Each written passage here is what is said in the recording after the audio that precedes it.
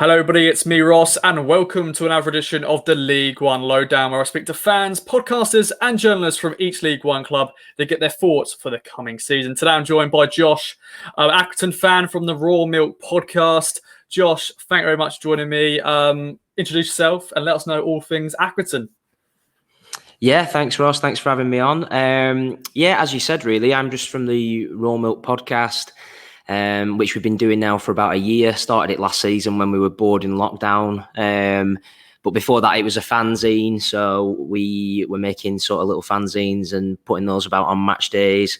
And it was just a way really for, just like you did with a lot of these channels and a lot of these sort of platforms, it was just a way of us feeling like we had something to say and wanting to be able to say it without sort of having too much to do with the club or anyone telling us what to do. So it blossomed from that. We've been going now. Yeah, we started last November. We're just getting ready again and going into the new season. And we've got a few things planned coming up where we're trying to build it a little bit more. Obviously, it's a little bit tough when you support Accrington because there's only probably about 3 people that can give you a lift with anything.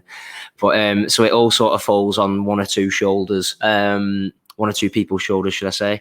But yeah, just been going from there, and it's just good fun, isn't it? So the more of these that we can do and just enjoy speaking to fans around the league, especially when you're, 10 days away from the new season? Yes, my friend. Yeah, it's exciting. Of course, a couple of years ago, when we played you in the FA Cup, we were a championship side. Were you a League Two side then? We were then, yes. Yeah. And of course, with big time Charlie sometimes at your town, when we play these sort of teams, I think, well, we never thought we'd play you. And then, of course, we played you and you beat us, which is, for me, it's been a downfall of every time we play Accrington. It's just, it's the bogey side. And I've always been intrigued with Accrington. I love their ground as well. It's always a good away day, a long trip.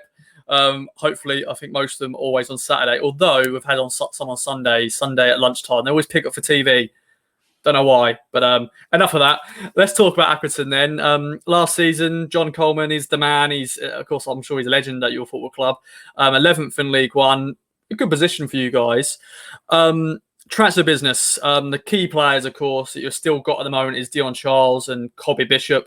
But you're happy with your business so far? Have you been able to improve the squad? And is any key players that have left? Yeah, I think we'll be happy with the business so far. We always say, especially when with a team like Stanley, that they always sign. We always have a massive amount of players coming in.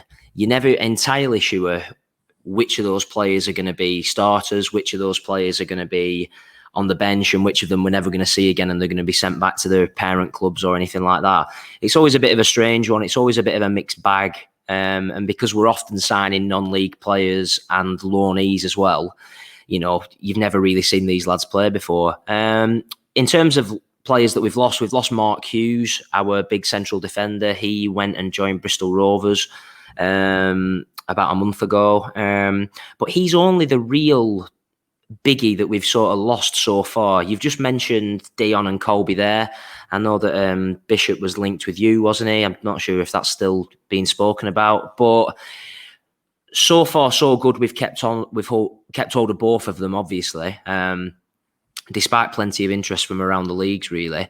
I'd be surprised, just in terms of, historically watching Accrington and knowing the business that we do, I'd probably be surprised if we keep both of them, especially when you look at COVID and things like that. I think that the chairman might want to cash in a little bit and try and get a bit of money behind us as we go into the new season. So I'd personally be surprised if we keep hold of both of them. But like you say, we are approaching, like we said, over a week till the season, and there's still no real sort of concrete talk about them going anywhere. It's just Twitter rumours from what I've seen. So hopefully we'll still have them, I guess. In terms of players coming in, we've added some real experience as well as, like you say, those usual, we usually get a few from non-league. We usually get a few, loanees from Premier League clubs, which has happened. I think the pick of our signings would probably be Harry Pell at this point of the season. Over 200 Football League appearances. Anybody who follows the lower leagues will know all about him. Seen him around plenty of times, plenty of experience. And we were saying on our show last week that to to sort of bring him away from the south of England when he's never played for a northern team before, give him a 3-year deal, that seems a little bit of a coup, a bit of a scoop for us. So I think he's probably the pick of the bunch so far for players that have come in. And then talk about Accrington, another season in League One, which is fantastic for you guys. What do you think about this season? As said off air, I've said this on all the episodes, League One is going to be so open. It's Championship 2.0.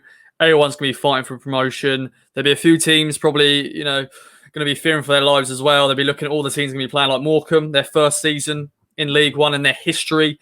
I was speaking to the Morecambe fan, and he said, if they can stay in the league, it'll be a fantastic season. For Accrington, do you think they'll be up there? Do you think they'll be challenging, or is it another season for them just to cement themselves still in League One? Yeah, it's a bit of both, really. I think it'd be dependent on who you ask. I think Morecambe are in a similar position to what we were in 3 years ago. I do hope they stay up simply because we do have a bit of a local rivalry with them, and I hope that they, we sort of keep that going. It's a strange one with us because I think, I said last year before the season, I'd take 20th. I'd snap your hand off for 20th now if somebody offered it to me. I think there's still elements of that. And I think that if someone said to me now, realistically, you can stay in the division next season, I think a few Stanley fans would probably sign up for that.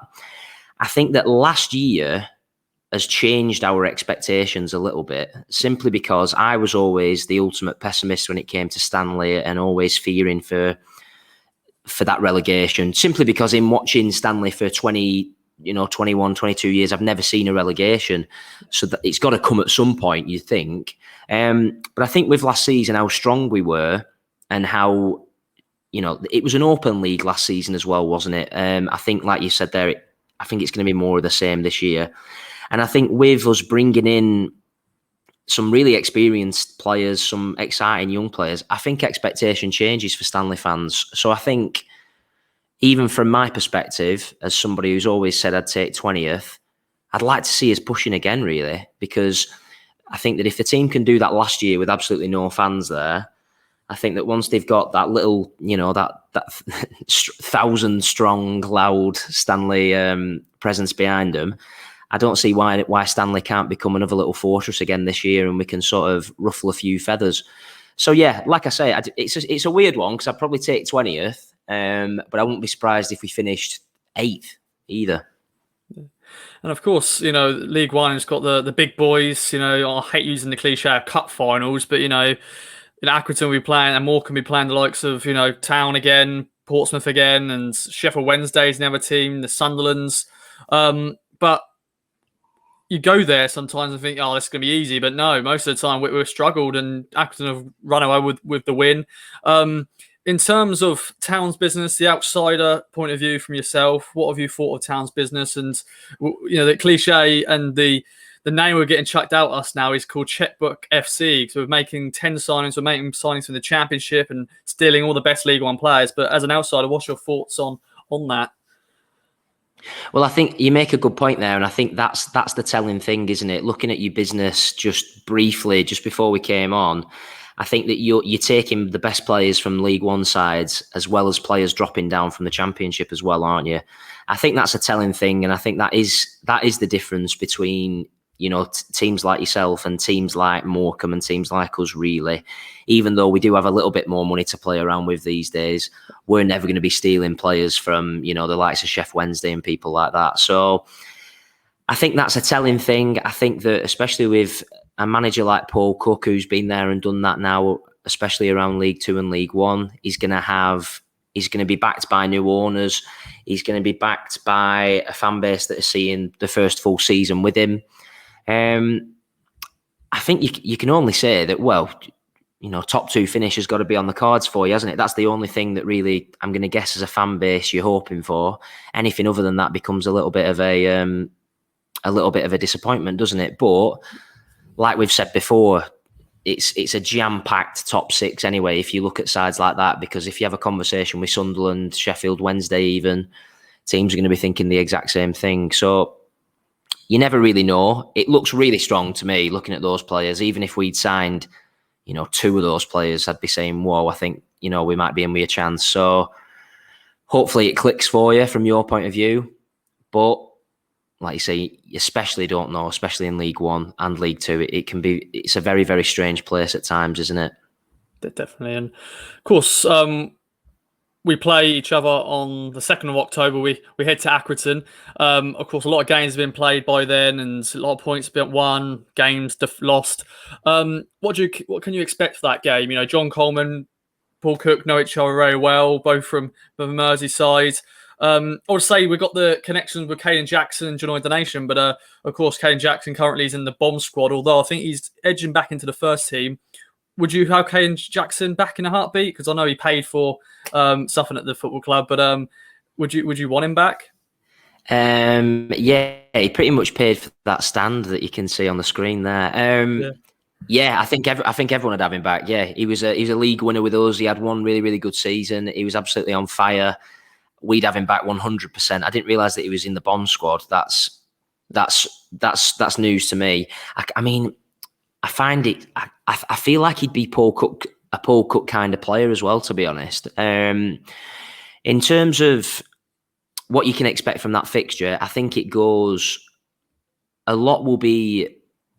I think it's funny that you say that we're a bogey side for you, but I think every time we go to your place, it's like 4 or 5-0. So yeah. I think we're a bogey side for you just at our place. I think a lot that takes place in that fixture will depend on what's come in the first couple of months of the season. Because if we've started well and we're flying, I think we'll make it very, very difficult. And that the presence of Paul Cook in the away manager's dugout only spurs John Coleman on and spurs the fan base on, because they are friends. But over the years, there has been a few little issues between them as well. So I think that there's always a little bit of extra spice when those two managers face against each other. I think we love playing against the side that are seen as the big boys as well, like you've seen at our place before.